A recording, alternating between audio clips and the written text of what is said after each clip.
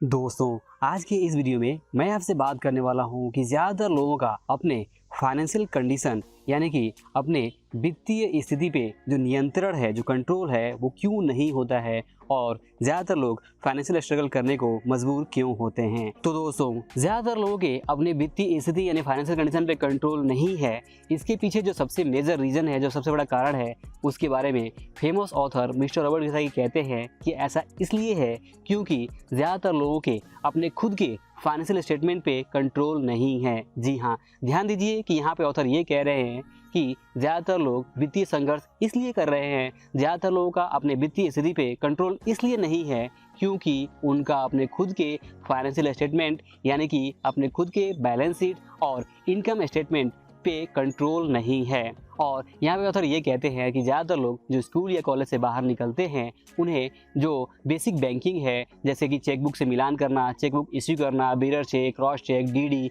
इसके बारे में भी पता नहीं होता है। और इसके अलावा बात करें फाइनेंशियल लिटरेसी की, एसेट और लायबिलिटीज के बीच के जो फ़र्क है उसे समझने की, तो उसके बारे में भी नहीं जानते हैं। और जाने अनजाने में ज़्यादातर लोग स्कूल या कॉलेज से निकलने के बाद से जब अपने करियर की शुरुआत करते हैं, तो वे जाने अनजाने में संपत्ति की जगह पे वहाँ पे दायित्व इकट्ठी करने लगते हैं। जैसे कि ज़्यादातर लोग यहाँ पे शुरुआत में क्रेडिट कार्ड का यूज़ करते हैं और क्रेडिट कार्ड एक तरह से दायित्व है क्योंकि क्रेडिट कार्ड से जो आप एक्सपेंस करते हैं वो आपके जो एक्सपेंस कॉलम से होकर बाहर निकल जाता है और आपकी जो लायबिलिटी है वो बढ़ती जाती है, आपका वहाँ पे कोई एसेट क्रिएट नहीं होता है। और ठीक इसी तरह से बात करें अगर दूसरी चीज़ों के बारे में, तो जो भी चीज़ें आपके एक्सपेंस को बढ़ाती हैं वो आपके लिए लायबिलिटी है और ये चीज़ बेसिक चीज़ें पता नहीं होती है ज़्यादातर लोगों को। और जाने अनजाने में बहुत सारे लोग ऐसी ऐसी चीज़ें खरीदते हैं जो सिर्फ और सिर्फ उनके खर्च को बढ़ाती हैं, उनके एक्सपेंसेस को बढ़ाती हैं, उनको कोई इनकम उससे नहीं होता है। भले ही उनको वो संपत्ति की तरह दिखती है, ऐसे की तरह से दिखती है, बट वो एक इल्यूजन होता है, एक भ्रम होता है और वो वास्तव में संपत्ति नहीं होती है,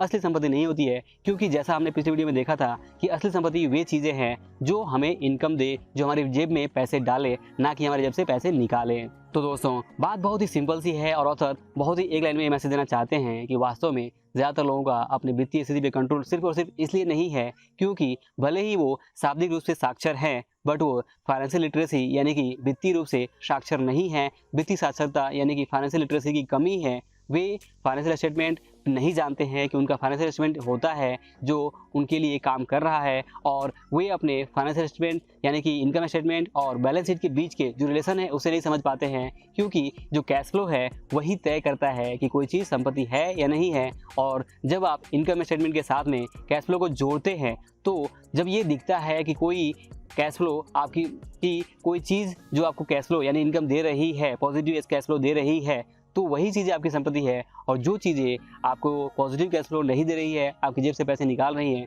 वे सभी चीज़ें दायित्व है, लायबिलिटी है। तो जब आप लायबिलिटी को कम करते हैं और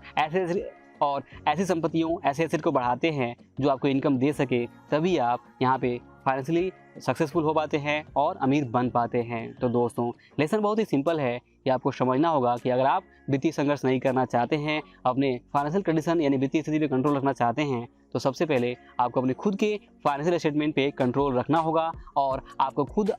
का इनकम स्टेटमेंट तैयार करना होगा और अपनी बैलेंस शीट बनानी होगी। और बैलेंस शीट के अंदर आपको ये देखना होगा कि ऐसी कौन कौन सी चीज़ें हैं जो आपकी जेब से पैसे निकाल रही है, उन सारी चीज़ों को आपको लायबिलिटी में रखना होगा और जो चीज़ें आपकी जेब में पैसे डाल रही हो उसको आपके एसेट कॉलम में लिखना होगा। और ज़्यादातर लोगों को ये देखकर बहुत हैरानी होगी कि